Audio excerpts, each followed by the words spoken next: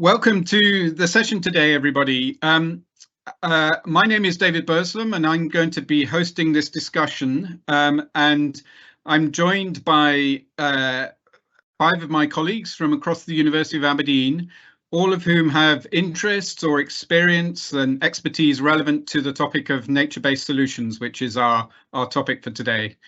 I'm going to ask them to introduce themselves individually in a moment, but I thought I would first start by just saying a few words about this topic, nature-based solutions, and also to elaborate a bit on why it's important. The context here, of course, is that we face a climate emergency and a catastrophic loss of biodiversity, alongside other environmental issues such as pollution. And these are some of the most important challenges we face as a society, and they're also going to shape the future of our planet. So nature-based solutions have emerged as a way of potentially addressing some of these problems. They involve working with biodiversity, and by design, they include ways in which we can support and enhance human well-being, as well as conserving biodiversity, but also whilst respecting the rights and values of local communities. Solutions that work may come from many different sources, integrating knowledge from not just biology, environmental science and ecology, but also the expertise that come to us from economists, from social scientists, from lawyers, and others such as archaeologists. They're also co-developed with local and indigenous people to ensure that their knowledge is included and valued. So at the University of Aberdeen, we have staff working on nature-based solutions from all of these perspectives. Although in practice, not everyone may necessarily use the terminology of nature-based solutions, but in practice, we find this is in reality incorporated within that broad concept. Some of those people are represented here, but there are many others. This is just a sample of the people we might have drawn on from across the university. The reach of our biodiversity research extends across both terrestrial and marine systems, as well as back in time, because we have many archaeologists who work on aspects related to biodiversity and how the global environment has changed through human history. Our work is not at all geographically focused, so you will hear, I'm sure, case studies talked about today from across the world, both from the tropics to the polar regions. And that's because, of course, they're global problems. So I will start with the introductions just by saying a few words about myself. So I'm an ecologist and a conservation biologist, and at the moment I have a role within the university that attempts to coordinate our interdisciplinary research in environment and biodiversity. My background is primarily in tropical forest ecology, and I connect to nature-based solutions through my projects that try to quantify how tropical forests respond to disturbance. So that includes things like logging, but also climate change, and significantly in the parts of the world that I work, one of the major climate change impacts is from drought. So I'm interested in how these forests respond to these disturbances in terms of their capacity to store carbon, which is therefore their potential to mitigate climate change, and also how they respond in their biodiversity. A lot of my work's been done in tropical Asia, although I also have a strong interest in increasing amount of work in the UK, so with UK forests and UK forestry. At the moment, I'm very interested in engaging with people who work in the voluntary carbon market, and that extends from the private sector developers of projects who ultimately want to sell carbon credits into the voluntary market, but also working with local communities who want to engage in a more collective way in the voluntary carbon markets. And one of the ways in which I do this is by helping to develop methods to ensure that the integrity of these carbon credits, to ensure that they're authentic, and to understand and try and mitigate the potential negative outcomes for biodiversity that might flow from the development of the carbon markets. So that's a brief introduction to myself. I'm just going to turn now to my colleagues who are going to say a few words about themselves and their interests. So I'll start with Abby Brown. Sure, thanks, David. So my name's Abby Brown. I'm a professor in intellectual property law, and I'm based in the law school. I've been an academic now for about 20 years, which is a bit scary. Before that, for 10 years, I was an intellectual property and a commercial litigator in private practice in London and in Melbourne and Edinburgh. And what I really enjoy about working in this nature-related space is the chance to combine the joy of scholarship with the even greater joy of making a real practical contribution. So intellectual property rights, those of you who are not aware of them, are broadly the reward, or the positive argument for them is the reward for having done something really clever. So that might be the iPhone, it might be a new J.K. Rowling book, for example. And IP rights give you the right to control what someone else can do with it. No one can use your clever thing without your consent. And many positive things can be made in favour of that. But there could also be arguments that that means that someone can stop someone else using, say, a medicine, a new form of working with wind technology, for example, from which we might all benefit to address key societal challenges, and that perhaps that balance, if one looks at questions purely from an IP side, one might reach a very different answer than if one looked from a sustainability, from a climate change, from a biodiversity point of view. And I'm really interested in that interface between the two fields. And in the nature space, I'm very interested, and with some colleagues who are on the call as well, about how one looks at if one starts to work with nature, genetic resources from land, from sea, if one then makes them into something clever. How should one treat that? Should that be something which one sees, well, this comes from nature to which we're all entitled, from which we should all gain? Or should one see, well, you're really clever, so you should make the money from that? And I find absolutely fascinating the chance to see how different communities have different rules of the game, have different priorities, have different enforcement frameworks, and broadly which one might prevail and why that is so. That's a legal debate I tend to have in my head, but what I find also really, really fascinating is a chance to work with scientists, sociologists, philosophers about how one can engage a wider scholarly angle, but then also how one can really try to tie that in with wider policymaking, legislation and community activism. And I look forward to hearing more about that today and dealing to any questions you have. Thanks very much. So we'll now turn.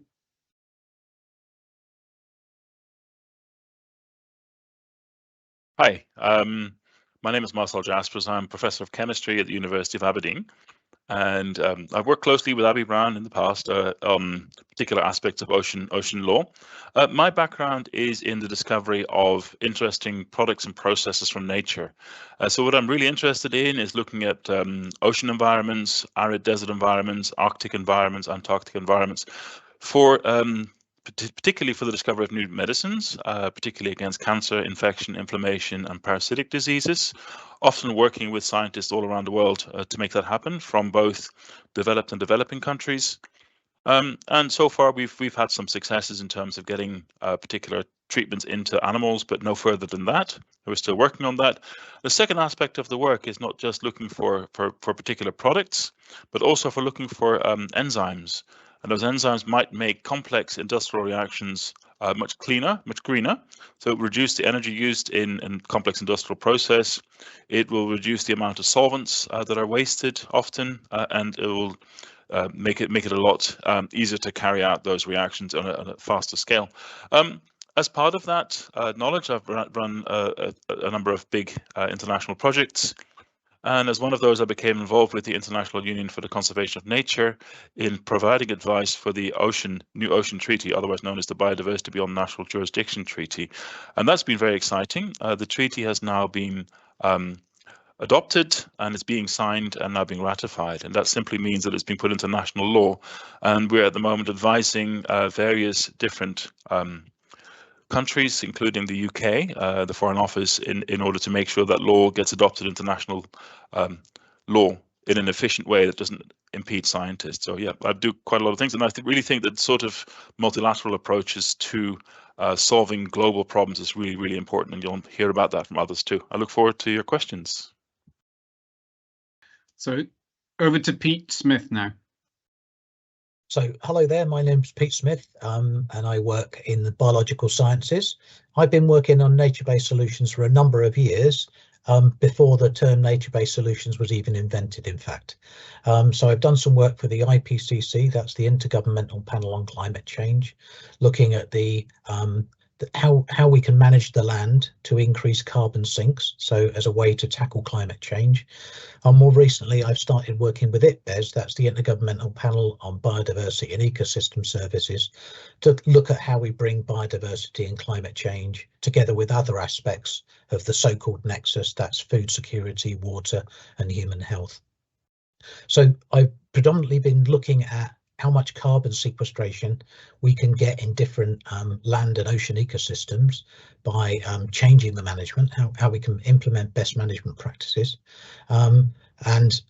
Those give us natural climate solutions, but those aren't the same as nature-based solutions necessarily. As David said in his introduction, there also has to be a measurable benefit for biodiversity, and there also has to be the involvement of local people in the decision making. So not all natural climate solutions are nature-based solutions.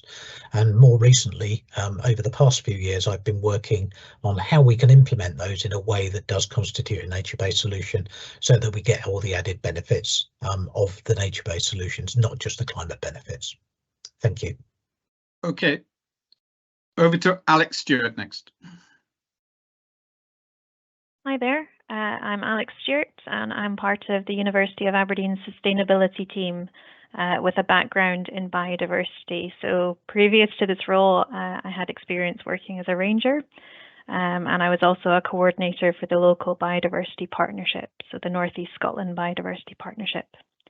So my experience is in partnership working and the co-development and implementation of nature-based solutions within a local and regional context. So I've done a lot of engaging with the public, with NGOs, statutory bodies and the private sector around biodiversity policy and on-the-ground implementation. Within the university, I work on a number of different things, a number of sustainability challenges, including around biodiversity. So this includes both policy work, engaging staff and students and the local community around the environment, and also how we actively manage our grounds and green spaces.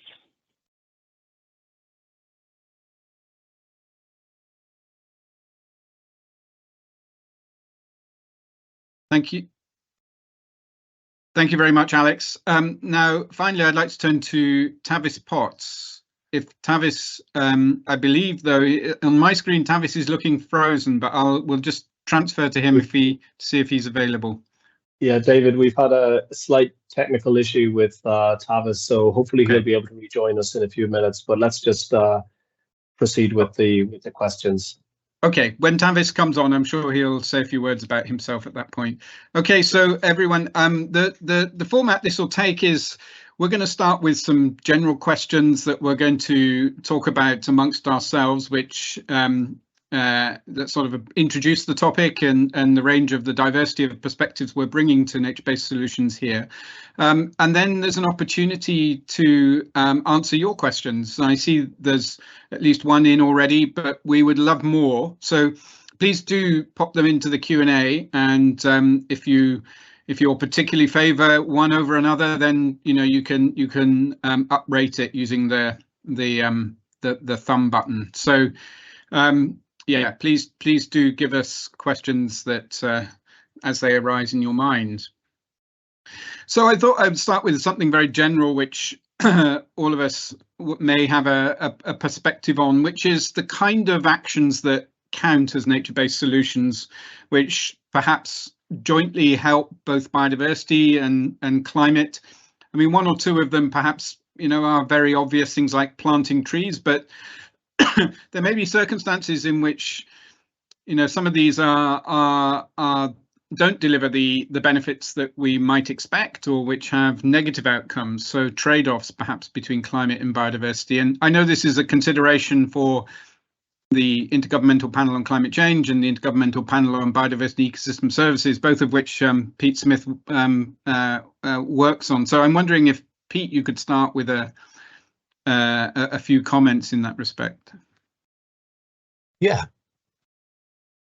I'll wait until I go live. Yeah, thank you. Yes, absolutely. So there are some good evidence that, for example, from the RSPB have done a recent study that looked at carbon stocks in over the UK, and they also looked at the areas that were protected for the biodiversity, and they found that there's a really close linkage between the areas that are high in carbon and the areas that protect biodiversity. So particularly the peatlands and the uplands and subancient forests, these are very high carbon stocks and very good for biodiversity. So nature-based solutions can protect intact ecosystems.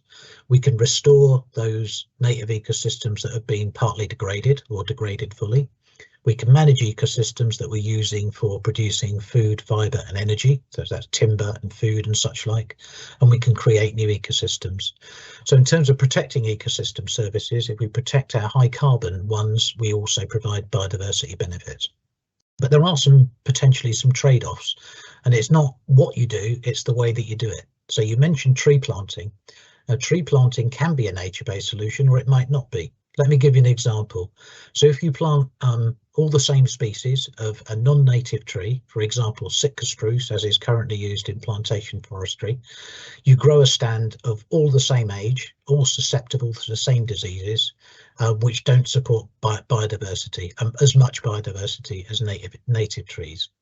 If, however, you have a community project which involves the local people, you plant native species or you allow it to naturally regenerate, you support so much more biodiversity, as well as in the long term storing more carbon. So just tree planting is one example where it can be implemented in a way that isn't a very good nature-based solution, and one that is an excellent nature-based solution. So it's not so much what you do, but it really is how you implement it that makes the difference. And that's where we need to educate our policymakers and decision makers as to what makes a good implementation of any given nature-based solution. Thanks, Pete. And I think I'll wait and thanks, Pete. I think just following up briefly on that, I think there's some research from Scotland, isn't there, showing that there's an interaction between the planting of trees and the kind of soils that are suitable for tree planting. There can be negative outcomes for carbon emissions if we plant trees in the wrong place. Absolutely, yeah, that was one of our studies with the James Hutton Institute, and we found that if you plant on carbon-rich soils, the carbon benefits you get, it takes so long for the trees to grow that much carbon to replace the carbon that you've lost in the soils when you've cultivated it and drained it to plant the trees, that it doesn't make any sense at all. So planting on deep peats is already not part of the woodland code, the woodland carbon code. So that's not advised. But we're looking into strengthening those regulations to make it a requirement to look at the soil carbon when deciding how and when to plant trees. So that's a good one. Thank you for reminding me of that. Thanks, Pete. I think at this moment we can pass to Tavis Potts, who can introduce himself. Tavis had a bit of a blip with his power supply, I think. So over to you, Tavis.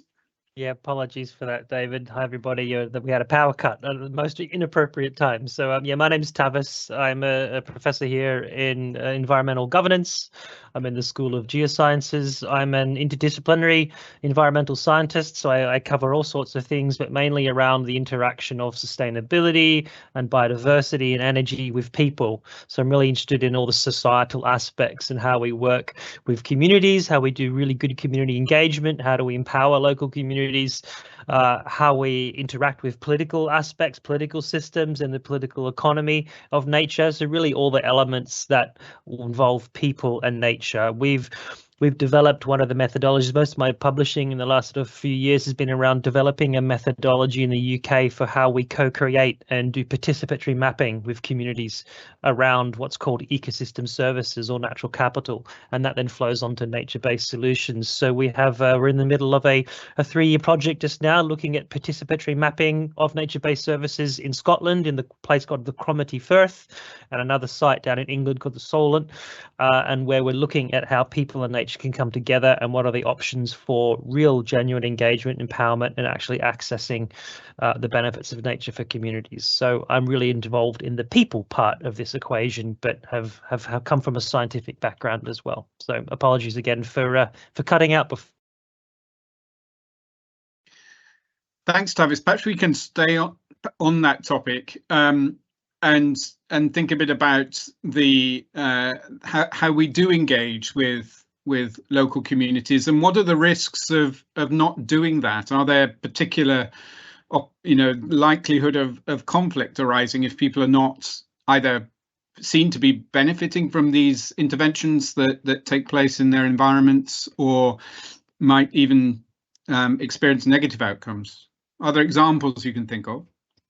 Absolutely. If people aren't involved in the process of conservation, or if people and communities aren't involved in the process of identifying what are the appropriate nature-based solutions, or the allocation of things such as voluntary carbon credits and carbon markets, then there generally will be conflict. And we have many examples around Scotland where we haven't quite got this right. There is a lot of uncertainty about what that looks like for communities. For example, communities may lose access to important parts of their land areas around them, or coastal or sea access to those areas. There may be legal challenges or legal problems, litigation around developing certain instruments, or some of the work we're doing, the benefits of those carbon markets or biodiversity markets might not actually flow to the communities themselves, but flow to companies or be offshored. So what we certainly advocate, and I think there's two separate things here, there's engagement and empowerment. One leads to the other. You need proper engagement, capacity building, and co-development at the start, and building into the long-term frame of any project before you get to the empowerment part. You really have to build trust and understand communities in the places where they live and the issues that they face as a prerequisite for going down any nature-based solution that's ultimately to be successful, whether it's carbon markets of forestry or whether it's marine protected areas. The same principles apply. Thank you, Tavis. So over to Marcel, I think, has a comment to make here. Just a comment to make again. Thanks, Tavis, and for your points there.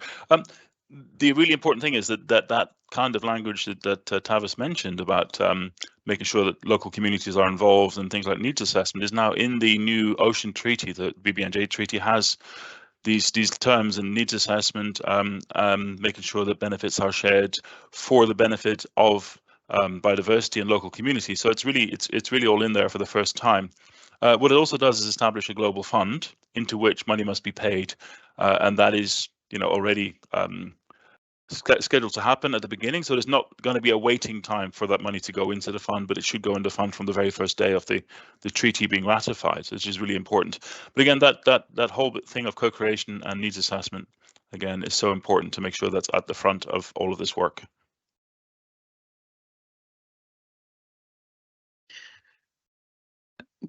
Thank you, Marcel. So I'm envisaging. So you've talked about examples that are really quite local there, Tavis, and Marcel expanded on that point. But I suppose we also have to think about how we sort of manage space in a bigger context, because we're obviously concerned about biodiversity and climate mitigation, but both land and oceans are used in multiple different ways for other things. If we think about land, of course, we need to make space for growing the food that we need, and oceans are used by multiple for multiple purposes, for energy generation, for fishing and so on, as well as for conservation. So how do we bring together all of these competing interests for space essentially on the planet as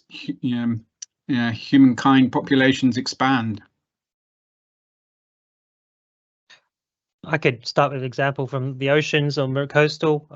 So we do have this issue in the marine environment. We have people fishing. We have traditional industries. We have new industries from things like wind farms, offshore wind energy, and wave and tidal, which is growing at a rapid rate, particularly here in Scotland.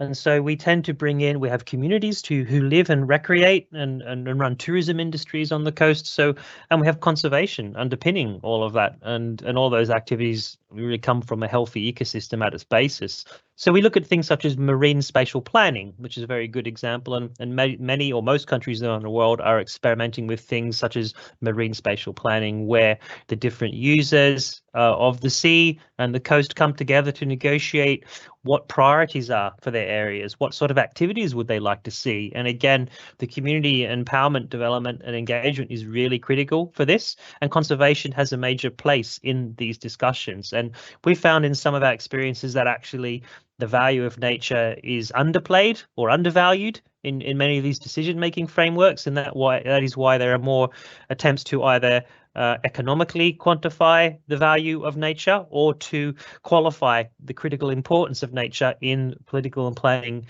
decisions. But I think we have a long way to go to make sure that nature has an equal voice in development decisions, both here in Scotland and abroad. If I could perhaps come in on that, thanks.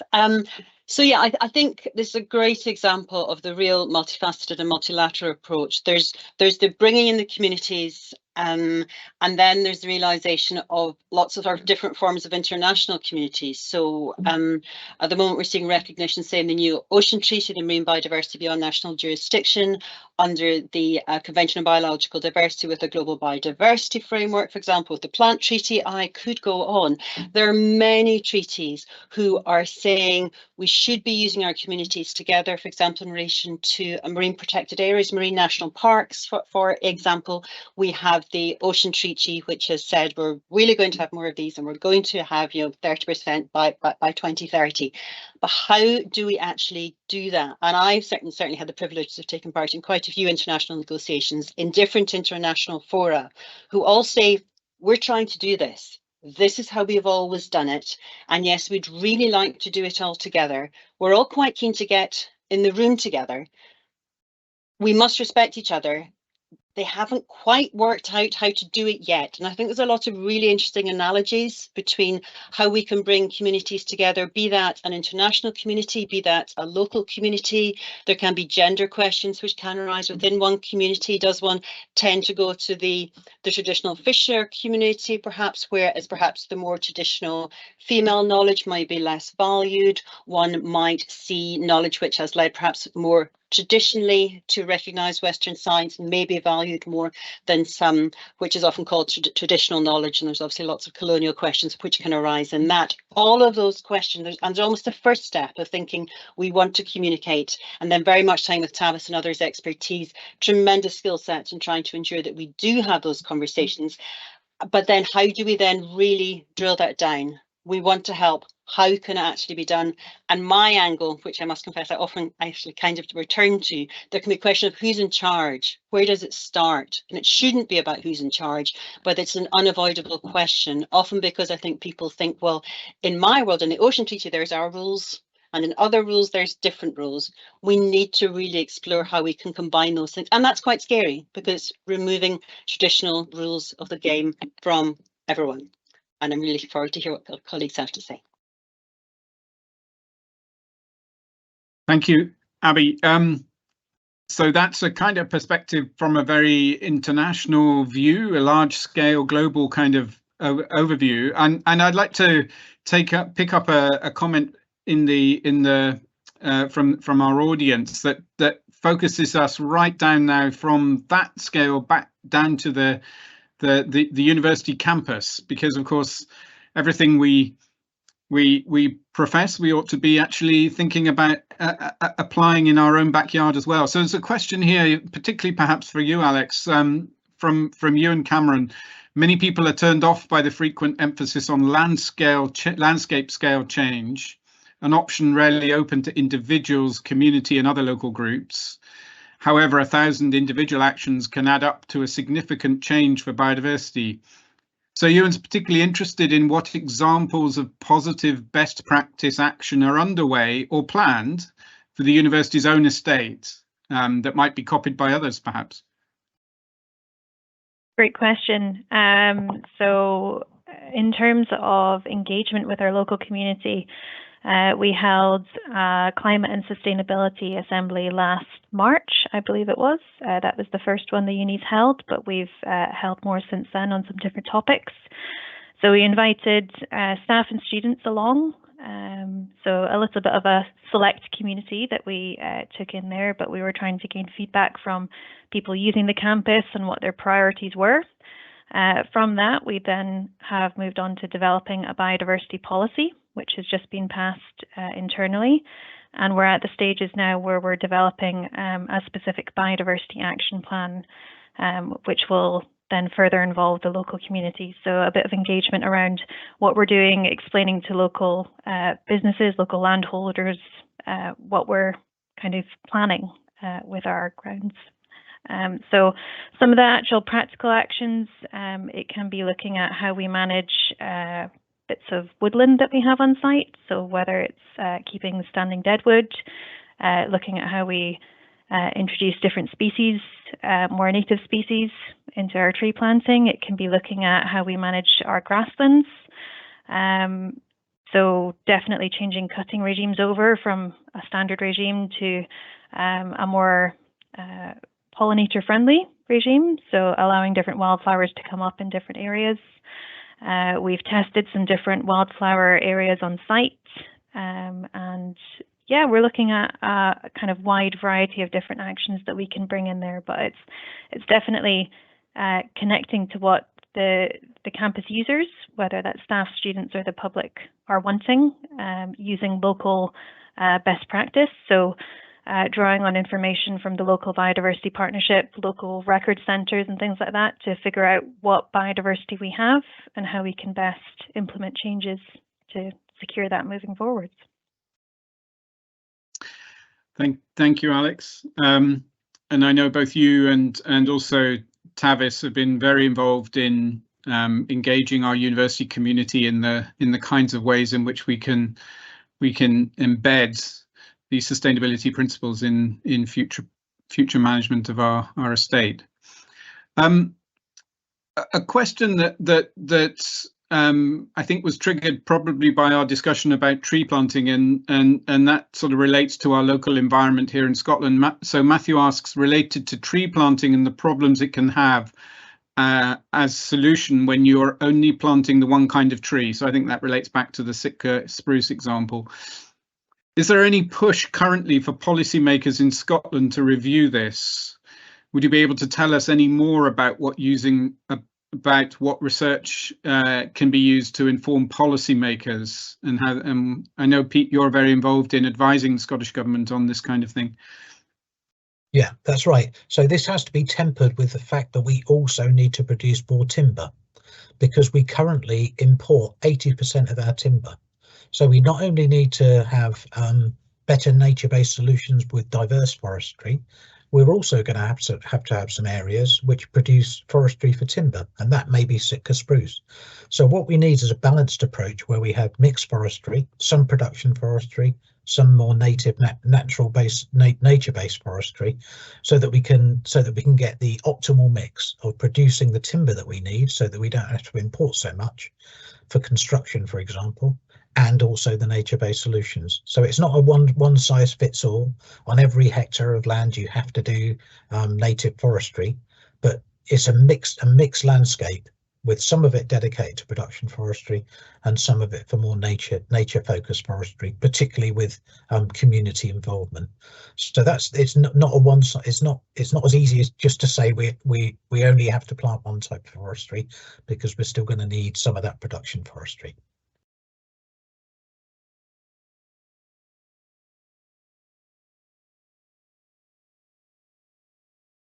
You're muted, David. Sorry, over to you, Alex. From a local level, I think it's quite important to look at guidance that's come up specifically to your local area. So, for example, if you were planning a development in Aberdeen City or in Aberdeenshire, there are local guidelines from local authorities that tell you what kind of trees are appropriate to plant in some different areas. Hopefully, when you're going through any sort of planning process, if it's large-scale forestry or if it's something that's quite small scale, environmental planners are on staff there to try and help guide those developments. And then there's also a variety of information from things like Scottish Forestry. So there's 9 different planting regimes that they would recommend within Scotland, and you can use a variety of those. It doesn't have to be just one.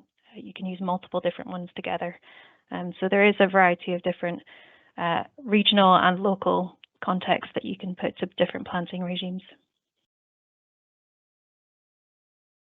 Indeed, and it doesn't necessarily have to involve planting either. It can also be a reliance on natural regeneration. There are several hundred community woodlands, I think, across Scotland, where there's an emphasis on forest recovery or forest regeneration from natural processes. A question here that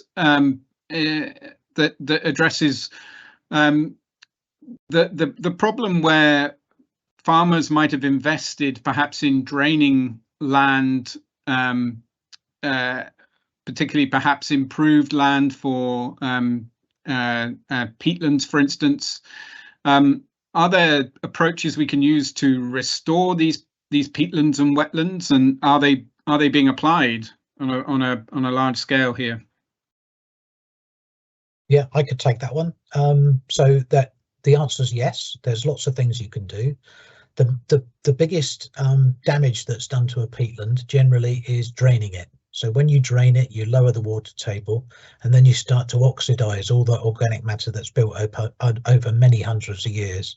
So you can emit many tons of carbon dioxide. In fact, about 5 to 6 family cars worth of carbon dioxide emissions driving around for a year for every single hectare. That's 100 meters by 100 meters. So that's a huge amount of carbon that's emitted from a drained peatland. So the best way to do it is quite simple. It's just that you re-wet the peatlands, you block up the drainage, and you re-wet the peatlands, and you can start to restore the function. But even before you've restored the function, you almost immediately switch off those huge emissions of carbon dioxide. So that's the way to do it. It's re-wetting. There are other techniques about revegetating, but the main one is to restore the water table back up to the top level. And that generally means if you've planted trees on that land, you need to fell the trees and you need to re-wet, or you could just re-wet and let the trees die by themselves. And generally speaking, you wouldn't have agriculture on a deep peat. So you may just have very, very sparse grazing, but you wouldn't have agriculture on a deep peat. The only caveat, the only exception to that is on the peats in the fenlands. So they're not deep peats, but they're also fens, and they also happen to be some of the most productive and cost-effective farming areas. So there you have a conflict between the local farmers who are producing the products that we all need, and this large carbon emissions. So that's a much more difficult conflict to resolve. And there are people on the call who are used to getting involved in those sorts of discussions and helping to resolve such conflicts. But we don't have so many of those in Scotland. Thanks, Pete. I believe it's quite a specialised skill, isn't it? The restoration of peatlands, even though it involves, excavators and somewhat heavy engineering, but it's quite a difficult thing to do. And I think it's true to say we lack a skill. We have a capacity gap there. There's definitely a need for more training of a workforce to do this kind of work. I've spoken to conservation managers who have been unable to find the staff to do it. Yeah, that's right. So that's where we have a big sort of bottleneck in the skills that are available. There's more peatlands have been volunteered for restoring than we can restore, because we don't have the contractors to do the work.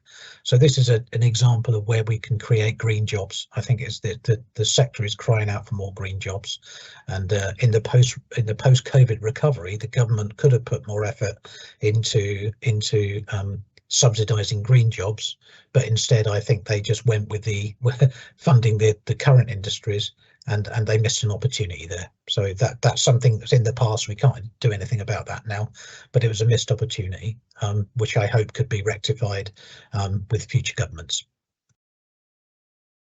And universities like this one picking up the challenge too, I think, to supply that workforce.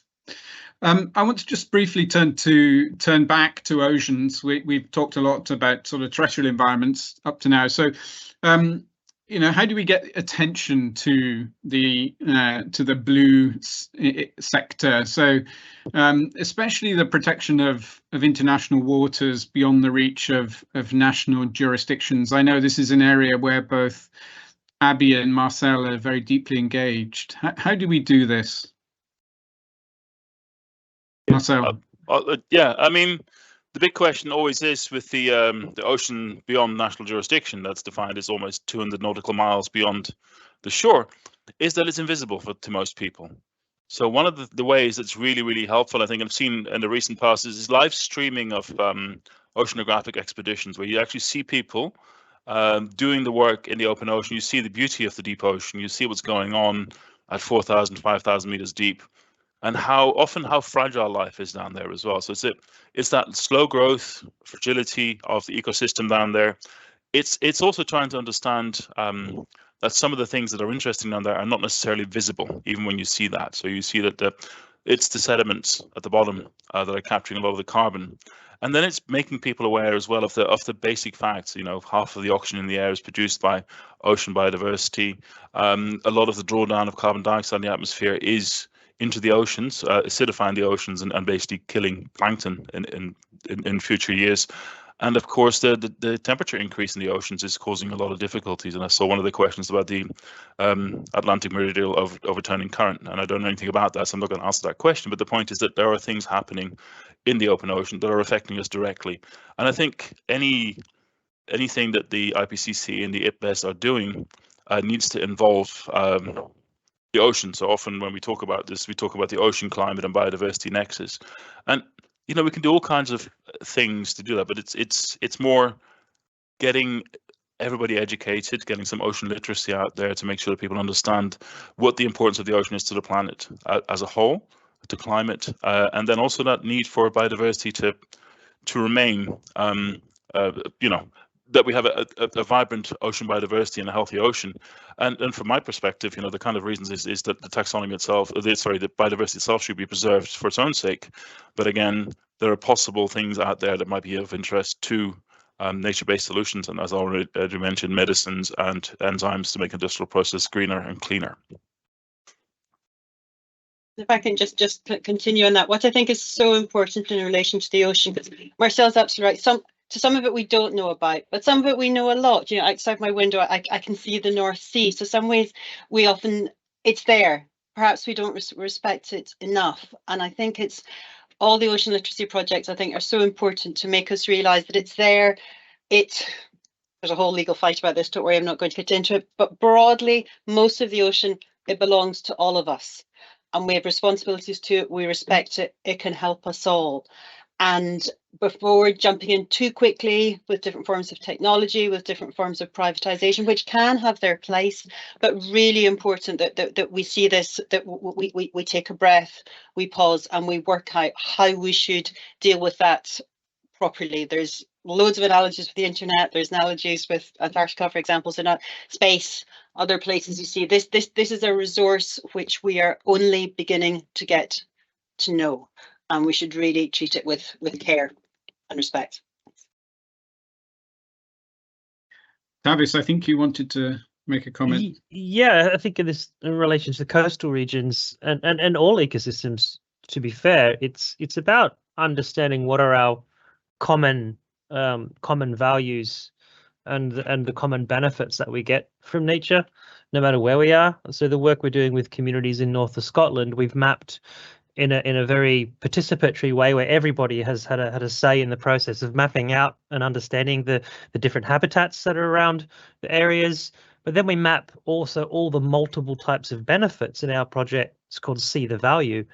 And we see that there are many different benefits that people get from nature. It could be sequestering carbon, it could be extracting timber or fish, it could be a sense of well-being and mental health and physical health. And we map all that out with community stakeholders and industry stakeholders, and we realize after going through this process that we actually all have many connections at many different levels to nature, and it benefits us in multiple ways. And when we make those benefits and those connections visible, and when we enable communities to actually not be the recipients of the research, but we work with them in a genuine spirit of collaboration and mutual understanding, that you actually start to see people really already know what those connections are, but in the process of making them visible and apparent, then we can do a lot more. For example, we can choose particular investment paths. We could look at certain types of industries over others. We can look at restoration,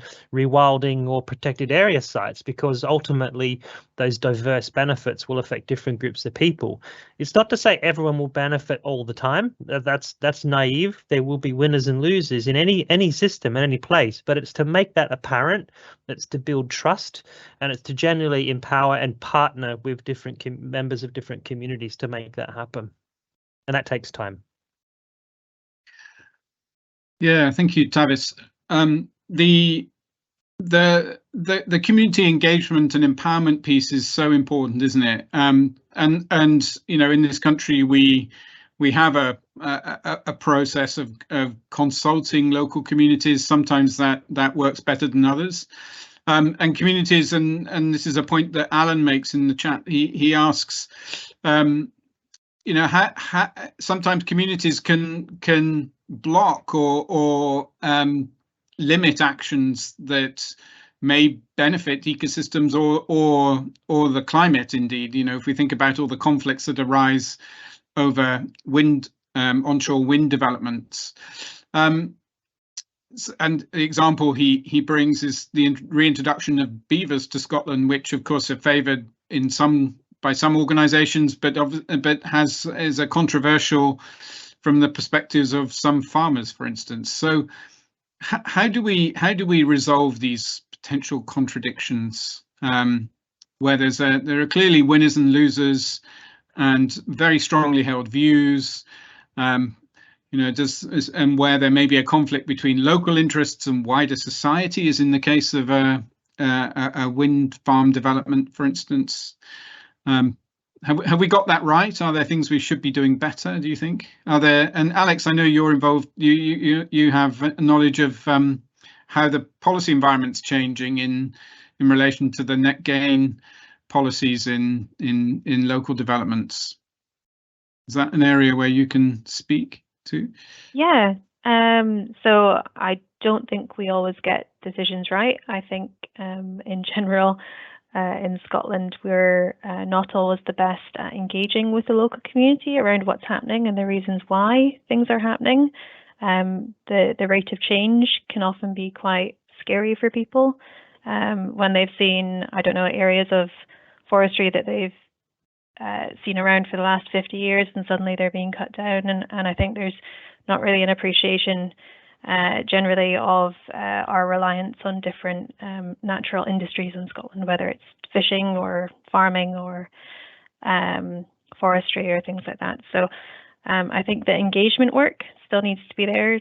So that often comes down from a national level, but it can also come from a local level. So councils or universities or schools engaging people about the environment and the reasons why we're doing things, the reasons why things are changing. Hopefully from a local policy level, as you were saying there, things will be changing a little bit when it comes to developments in Scotland. So whether that's a small-scale housing development or any larger sort of developments going on, there is actually now a requirement for positive effects for biodiversity. So it's not as stringent as what's been defined in England with biodiversity net gain there, 10% net gain. But now that it is an actual requirement as opposed to nice to have, which it was seen as being before, I think that's going to empower a lot of different changes that a lot of ecologists and environmentalists want to see. But we really need to make sure that we're communicating the messages around what those changes are, why they're happening, why it is a good thing, and engaging the local communities as it's happening. So yeah, just kind of coming in between the NIMBYism of, we love the idea of net zero and renewable energy generation, but maybe not in my backyard. I like my hills unfettered with cables and power lines and things like that. So I think Tavis wants to come in next. Yeah, this is maybe a point that Abby might want to comment on as well. So I think we need to really radically strengthen the legal right of nature across the board. I think we see lovely policy documents at the national level, the Scottish level, but they don't flow down into meaningful action at the local level. And there's multiple examples I could point to: certain ex-presidents and golf courses in Aberdeenshire being built over national parks or SSIs, examples from the north of Scotland, Cool Links, examples from Aberdeen with St Fittick's Park and the loss of biodiversity there. So I think there needs to be a strengthening of the legal right for nature to exist. I think in parallel to that, we need also to really strengthen the both the economic and the social benefits of nature at those levels. So when we're losing, say, a woodland in a community site, for example, a local site, the value of that woodland or wetland, for example, in terms of mental health, in terms of health of education, in terms of lowering, improving health outcomes, educational outcomes, anxiety, various public diseases, is massive, but that is not accounted for in the calculus of the local authority, and that really radically needs to change. So I think there's a lot of work in that social ecological space and economic valuation and social valuation of the benefits of nature from the top right down to the local scales. Yeah, couldn't agree more. I think widening the equation, if we like, working out what we're actually going to take into account is absolutely fundamental. From a human point of view, there's arguments, for example, based on a human rights approach. There's international and other structures where these rights exist. Rights to the environment, rights to health can tie in with some of the points that Tavis was making. There's legal battles on how you can bring that in actually before courts, but there's the as valuable and often much more effective policy community path to base that wider discussion. What we've also seen more elsewhere so far is a not a human-based approach, which for some is radical, for some is totally natural. Wild law is a term we often see, a rights to nature approach. So sometimes there is arguments. California redwood trees was one of the initial arguments which were made, that these entities had standing and were just as valuable as humans. There have been cases in relation to rivers in New Zealand, for example. I think it's the Ecuadorian constitution which has a reference to this, and as well as perhaps that quite high level statement, there have actually been findings when that river can go to court. Now, obviously, there has to have a human advocate in place, which maybe kind of dilutes the image, but the river has a right to go and protest. The field, the park would have a chance to go and protest about the work which is done on it. And I think that's an incredibly powerful message. It's not just a human, it's about something which is far, far more important than us. And I think that's going to be something which is going to continue to run. And there's some really valuable practical and policy lessons that we can learn from elsewhere. Thanks. Okay, we're coming close to the end of our session now, but I thought I would just end with a question that's sort of triggered by a comment from Joanna in the chat, which is around hope. So research and positive action is driven forward by well-founded hopes for a better future, says Joanna, and that's very true. On a personal level, how do we, the speakers, balance keeping our own hope afloat while also retaining a realistic view of current and future outcomes? So I'll kick off with that. If other speakers would like to react, then they'll have a little bit of time to think about that one. I've recently contributed to a collation of good news stories from my own discipline, focusing on forest restoration around the world. And I mean, forest restoration is one of those processes that takes place over many, many years. And we have been monitoring forests for a long time now. And so we have an increasing amount of data of sort of hard evidence that we can make a difference, that forests can recover. They are recovering in certain places. They're reacting to the interventions that we're making. And when we go back and look into those forests, we do see recovery of biodiversity. So I get hope from the evidence that we capture in our long-term studies of forests. Are there equivalent examples that the other speakers can think of that gives them hope? Marcel. I'm just given hope by the fact that we've just managed to achieve this incredible thing of developing an ocean treaty over the last 20 years, and I've only been involved for 10 years of that period. But the hope is that as a worldwide community, we've been able to get together and agree on certain things on how to protect the oceans. Now we actually have to go ahead and do that, but I think the will is there to do that. And things like the Global Biodiversity Framework as well are giving me hope that we can do these things as humanity together, rather than individually trying to destroy the planet. I think that's the most important part, is we can make these multilateral things work, and I think there is hope out there. Thank you. Alex. I'm afraid I always come down to quite a local level, so I maintain hope by continuing to do positive actions in the local community. So whether it's an area that we've agreed with grounds that we're going to manage differently, whether it's planting up a wildflower area, whether it's speaking to local communities about what they want to do, that's kind of where I maintain my hope, with a connection to the local environment and a connection to local people at the same time. I think. Go ahead, Abby. I first of all, Marcel stole all my lines. I couldn't agree more with what he said. I would also say perhaps the converse, some of the points I was making earlier. It's just difficult to work out how one can cross boundaries between fields, how one can move beyond wanting to collaborate. But the huge changes which I think have taken place over more recent years is that real will to want to do it. I think we're now in a phase of practicality. How can we do it in the majority of cases, rather than saying, oh, no, this is too hard. We wouldn't think about that at all. So how can we've got the will? How can we really harness that? And I think if people do so, in my own work, it's the opportunity to try to influence international negotiations, to write policy papers, to try to engage with the law society. For everyone else, it will be something else. And I think to do what we can and to bring others with us is incredibly valuable. Okay, I'm going to bring it there to a halt there, but thank you very much, particularly to our panelists, but also to those of you online who addressed us with some really fascinating questions and challenged us in many areas. I'm sorry we couldn't get to them all, but hopefully you found the discussion interesting. Thank you, everybody.